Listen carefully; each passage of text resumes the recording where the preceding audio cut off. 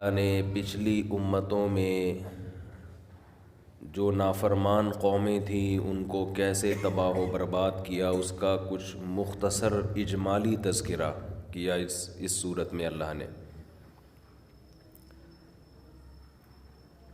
پچھلی امتوں کے واقعات کا سرسری تذکرہ ذکر کرنے کے بعد اللہ تعالیٰ قیامت کے واقع ہونے کا تذکرہ کرتے ہیں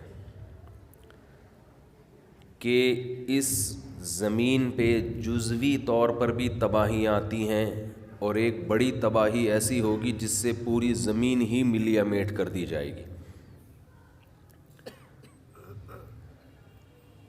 جزوی تباہیاں، کہیں زلزلے آ گئے، کہیں سیلاب آ گیا، خود انسان کی موت یہ بھی ایک انسان پر آنے والی تباہی ہے کہ وہ مر جاتا ہے، ختم ہو جاتا ہے۔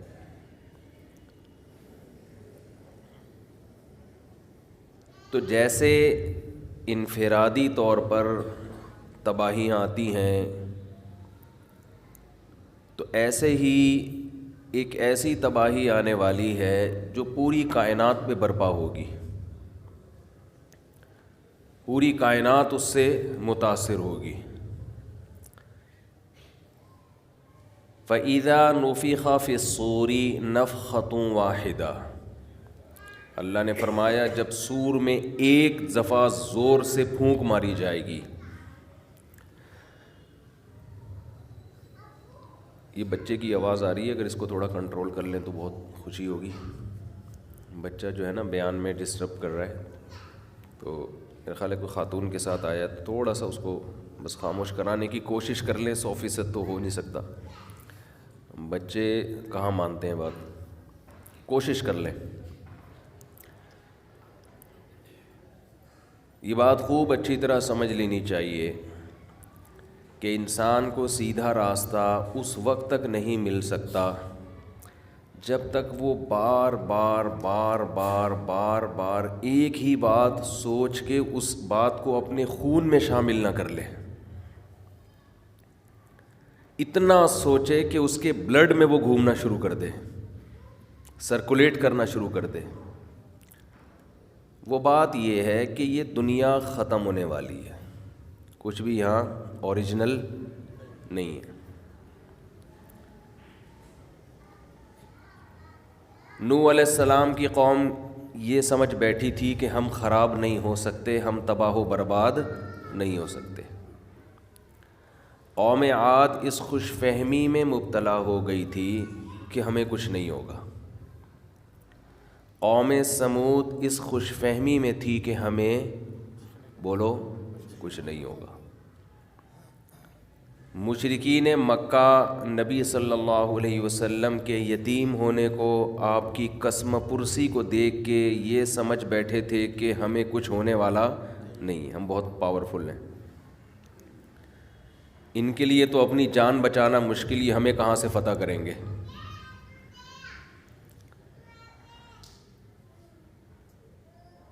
خلافت عثمانیہ بہت بڑی خلافت تھی، سمجھ بیٹھے تھے کہ یہ خلافت کبھی ختم نہیں ہو سکتی۔ ان سے بھی غلطیاں ہوئی ہیں، اللہ تو سزا دیتا ہے۔ تو انسان سے جو سب سے بڑی بھول ہوتی ہے نا، وہ یہ ہوتی ہے کہ وہ یہ سمجھتا ہے کہ جیسے ابھی ہے ویسا ہی رہے گا۔ یہ بہت بڑا فالٹ ہے، اور یہ کامن بیماری ہے، یہ سب میں ہی ہے۔ جب تک اس بیماری کی اصلاح کی پیغمبر کوشش نہیں کرتے، یا پیغمبر کے تربیت یافتہ کوشش نہیں کرتے، یہ بیماری ٹھیک نہیں ہوتی۔ اگر پیغمبروں کے علاوہ کسی اور سے یہ بیماری ٹھیک کروائیں گے تو وہ بیمار کر دیں گے آپ کو، ٹھیک نہیں کریں گے، وہ اور بیمار کریں گے آپ کو۔ یہ جو لوگ ان لوگوں سے تربیت لیتے ہیں نا جو مذہب کو فالو نہیں کرتے، میں تو نام لے کے نہیں زیادہ تذکرہ کرتا، زیادہ کہ کبھی بھی کسی کا نام نہیں لیتا۔ لوگوں کو اندازہ نہیں ہے کہ یہ ٹھیک ہونے کے بجائے اور بیمار ہو رہے ہوتے ہیں، خطرناک حد تک اور خرابی کی طرف جا رہے ہوتے ہیں۔ آپ کسی اناڑی سے علاج کراؤ تو بہتر ہے نا کہ علاج نہ کراتے، کیونکہ اناڑی کیا کر دے گا، کیس کو اور خراب کرے گا. خوب سمجھ لیں، جو مذہب کو فالو نہیں کرتے نا، مذہب کا مطلب اسلام نہیں ہے صرف، مذہب کا یعنی اسلام تو اس کی ایک تعبیر ہے نا. مذہب کا مطلب جو خدا کے علاوہ کسی اور سے پوچھتے ہیں کہ کیا کرنا ہے، اس کو مذہب کہتے ہیں. جو اللہ کے علاوہ کسی اور سے پوچھتے ہیں کہ ہمیں کیا کرنا ہے، کیا صحیح کیا غلط، کیسے سکون آئے گا زندگی میں، سیدھا راستہ کیسے ملے گا، جو اللہ کے علاوہ کسی سے پوچھتے ہیں وہ بہت برباد ہوتے ہیں. تو آج کل جو لوگوں کو موٹیویٹ کرنے والے لوگ ہیں، جو لوگوں کو گائیڈ کرنے والے لوگ ہیں، ان میں بہت سے خود اللہ سے نہیں پوچھ رہے ہوتے، ان کی ڈکشنری میں اللہ کی ویلیو ہی نہیں ہے. وہ اللہ کو اتنا فالو کر رہے ہیں جتنا کلچر اجازت دے رہا ہے. تو آپ بتاؤ، جس کی ڈکشنری میں اللہ ہی نہیں ہے، وہ گوروں سے پڑھ کے آیا ہے، غیر مسلموں سے پڑھ کے آیا ہے،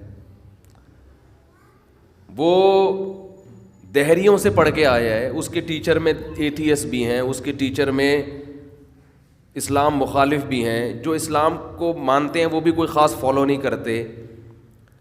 تو اس کی ڈکشنری میں، اس کی لغت میں اللہ کے لفظ کی کوئی ویلیو ہوگی؟ تو اللہ سے پوچھے گا ہی نہیں. جو سب سے زیادہ ہدایت دینے والا ہے، اللہ نور السماوات والارض، قرآن کہہ رہا ہے جو زمین آسمان کو دیتا ہی ہدایت اللہ ہے. اللہ ہی بتاتا ہے صحیح کیا ہے غلط کیا ہے. بے جان چیزوں کو بھی سیدھے راستے پہ اس نے چلایا، اور جانداروں کو بھی اسی نے سیدھے راستے پہ چلایا. زمین کو سورج کے گرد سیدھے راستے پہ چلایا ہے، یہ غلط ٹریک پہ چلایا ہے. تو یہ کس نے چلایا ہے؟ یہ سائنسدانوں نے چلایا ہے، جن سے آپ پوچھ رہے ہو کہ سیدھا راستہ ہے کیا. سائنسدان تو بتائے گا کہ سیدھے راستے پہ چل رہی ہے، چلانے والا نہیں ہے. ایسا سیدھا ہے کہ زمین کو اگر گھما بھی دیا نا تو وہ بھی سیدھا ہی ہے، اس کے گھمانے میں حکمت تھی. کہتے ہیں نا 23 ڈگری زمین کو اللہ نے جھکایا ہوا ہے جو سورج کی گرد گھوم رہی ہے. اس 23 ڈگری جھکنے میں بڑی حکمتیں ہیں. اگر زیادہ جھک جاتی تو سردی اور گرمی کا ڈفرینس بہت بڑھ جاتا. ہر چیز ایک بہترین انداز سے بنائی ہے اس نے، بہترین، اس سے اچھی ہو نہیں سکتی تھی. سورج کو اور زیادہ گرم کر دیتا، ہم سب تکے کباب بن کے ختم. یہ سائنسدانوں نے چلایا ہے، جن سے آپ پوچھ رہے ہو کہ سیدھا راستہ ہے کیا. سائنسدان تو بتائے گا کہ سیدھے راستے پہ چل رہی ہے، چلانے والا نہیں ہے. ایسا سیدھا ہے کہ زمین کو اگر گھما بھی دیا نا تو وہ بھی سیدھا ہی ہے، اس کے گھمانے میں حکمت تھی. کہتے ہیں نا 23 ڈگری زمین کو اللہ نے جھکایا ہوا ہے جو سورج کی گرد گھوم رہی ہے. اس 23 ڈگری جھکنے میں بڑی حکمتیں ہیں. اگر زیادہ جھک جاتی تو سردی اور گرمی کا ڈفرینس بہت بڑھ جاتا. ہر چیز ایک بہترین انداز سے بنائی ہے اس نے، بہترین، اس سے اچھی ہو نہیں سکتی تھی. سورج کو اور زیادہ گرم کر دیتا، ہم سب تکے کباب بن کے